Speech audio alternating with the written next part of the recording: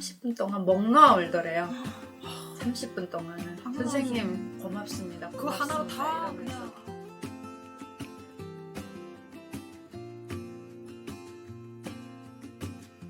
그냥.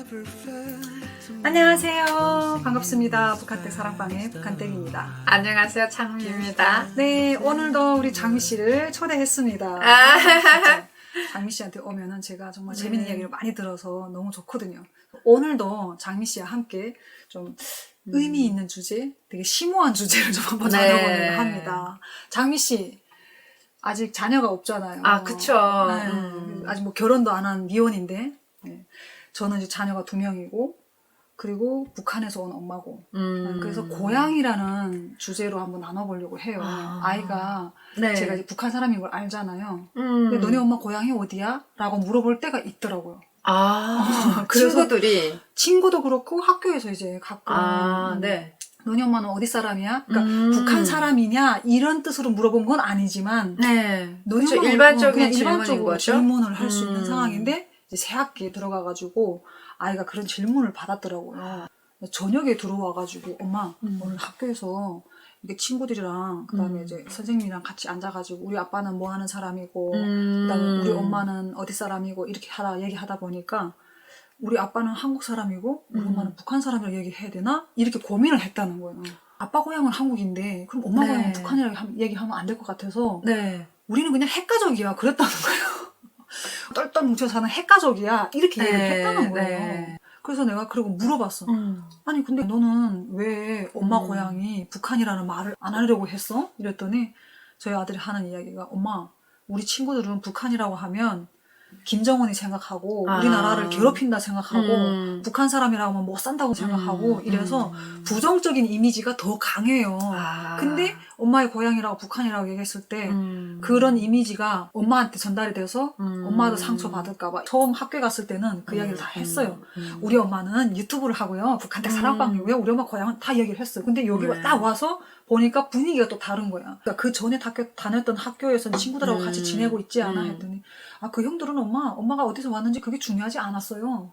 그게 그러니까 내가 보기에는 그 형님들하고 어떤 싸운 유대 때문에 그 사실을 밝혀도 본인한테 별로 타격이 안 됐었던 거예요. 근데 지금 새로운 것이니까 본인에 대한 어떤 이미지가 완성되기 전에 내가 섣불리 말하면 오히려 내 이미지를 형성하는데 그 마이너스가 될 수 있으니까 그렇게 얘기를 했던 것 같아요. 저도 그래요.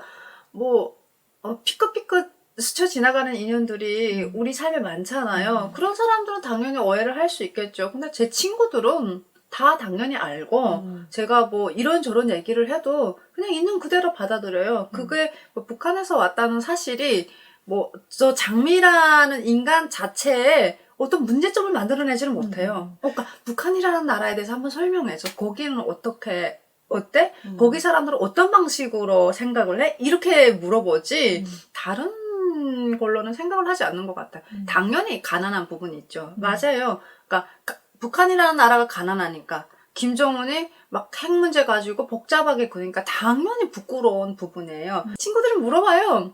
이 문제에 대해서 거기는 어떻게 받아들여? 그러니까 그런 부분에 대해서 좀 더 얘기를 나누는 것 같아요. 우리 아이가 그거를 감당할 수 있을 만큼 크지는 않았잖아.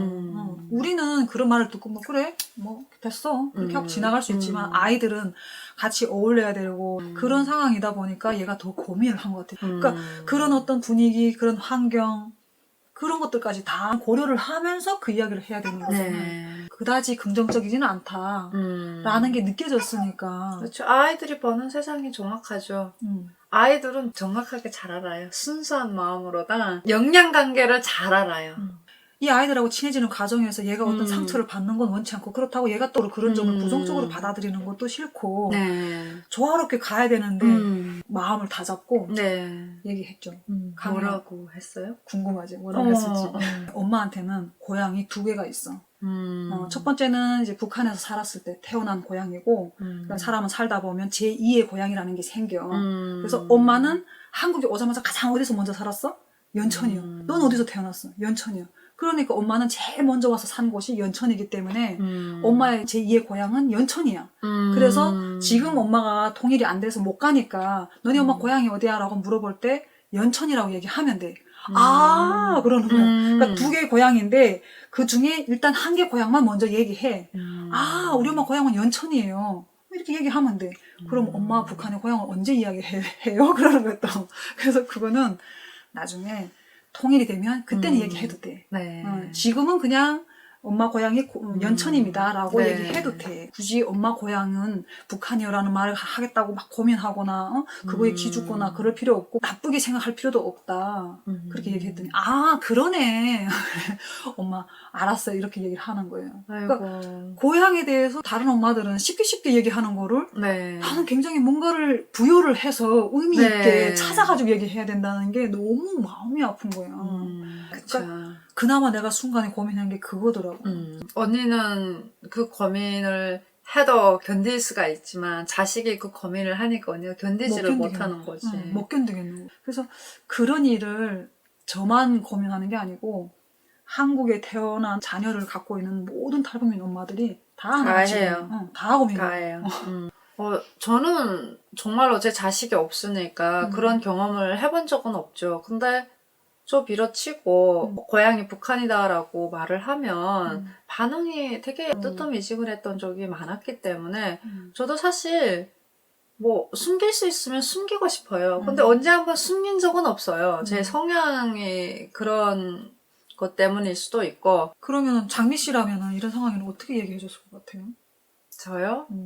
저는 글쎄요. 제 2의 고향이라고 말하는 것 역시 저는 문제를 회피하는 방법이라고 생각을 해요. 근데 제 1의 고향을 말했을 때 시선이 별로 곱지가 않을 거라고 생각이 돼가지고 정답이 없을 것 같아요. 나는 방황을 할 것 같아요. 그러니까. 이 질문에 대해서.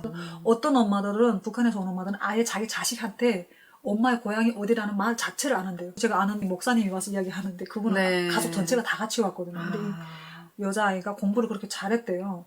그래서 얘한테는 절대 이런 말을 하면 안 된다. 그거로 인해서 뭔가 지장이 있을까봐. 네. 그래서 온 가족이 다 숨기고 있었어. 아빠 엄마가 다 북한 사람인데 아빠 엄마 고향을 강원도라 얘기하고 이러면서 얘는 계속 그렇게 잘한 거야. 근데 어느 순간 이제 할머니랑 온 가족이 다 왔으니까 할머니가 지도를 보다가 아이고 야 우리가 이 태국을 거쳐가지고 이래서 탈북을 했는데 이걸 딱 들은 거예요. 그래서 그때 이제 아이가 이제 갑자기 놀란 거지. 이게 뭐냐고 무슨 소리냐고 이래서 다 알게 된 거예요. 네. 그래서 한 며칠을 애가 막 방황하고 막 그렇게 했다고 하더라고요. 그런데 결과적으로는 아빠 엄마가 부끄럽게 산 건 아니니까. 당연하죠. 네, 제가 우연히 그 영국에 탈북민들이 많이 정착해 살거든요. 네, 그 얘기를 들었던 적이 있는데 그 지역이 뉴멀든이래요.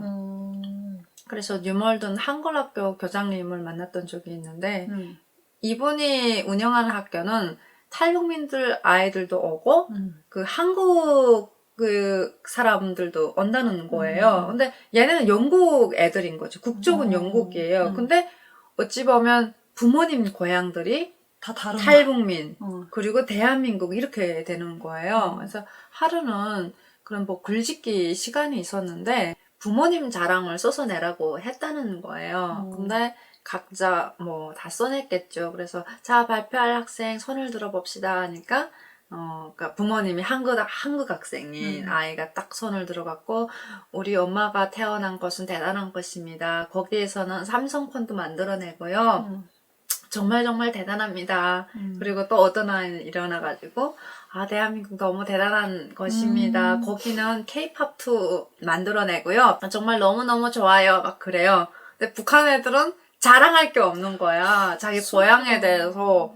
그래가지고 북한 애들한테 그래서 너희는 자랑할 거 있으면 빨리 얘기를 해 이러는데 애들이 손을 못 들더래요. 근데 한 아이가 쭈뼛쭈뼛 손을 들더라는 거예요. 근데 그 아이인 즉슨 허구한 날 공부를 안 한대요.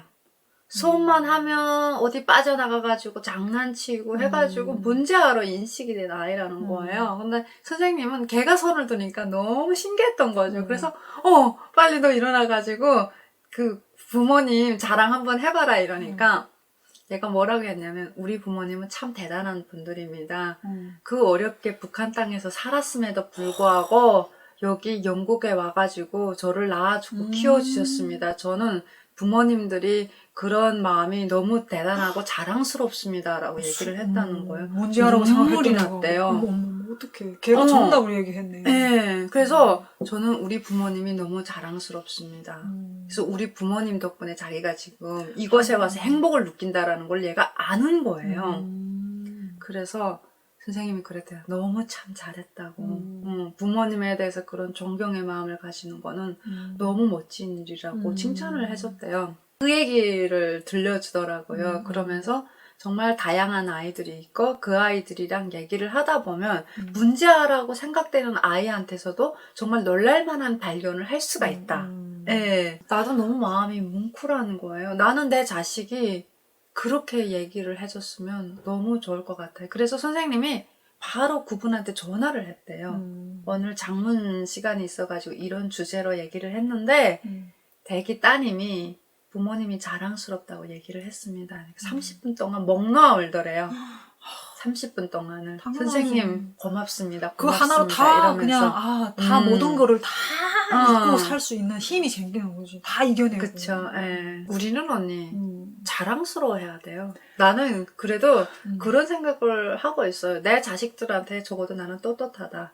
내가 희생을 함으로 해가지고 자식들은 좋은 곳에서 태어나서 좋은 곳에서 생활할 그렇지. 수 있게 됐잖아요. 그래서 나는 너무 떳떳할 것 같아요. 떳떳하다고 얘기하지. 떳떳하지. 너는 얼마나 행운하니? 이러면서 이러면서. 그래. 너 북한에 있었으면 진짜 이 밥도 못 먹고 굶어 죽었어. 호기심이 저처럼 많아가지고 막 할머니한테도 밤에 옆에 있던 할머니 북한에 네. 살 때는 어떻게 했어요? 엄마 학교 다닐 때는 엄마는 도시락 어떻게 쌌어요? 음. 엄마는 못 그랬지. 그랬구나. 불쌍. 이렇게 다 알아요. 와, 그래요. 힘들구나. 그리고 북한 친구들을 만나면 나는 어떤 말을 할 거야라는 것도 다 알고 있는 아이예요. 물어보고 싶은 게 있다. 어떡해.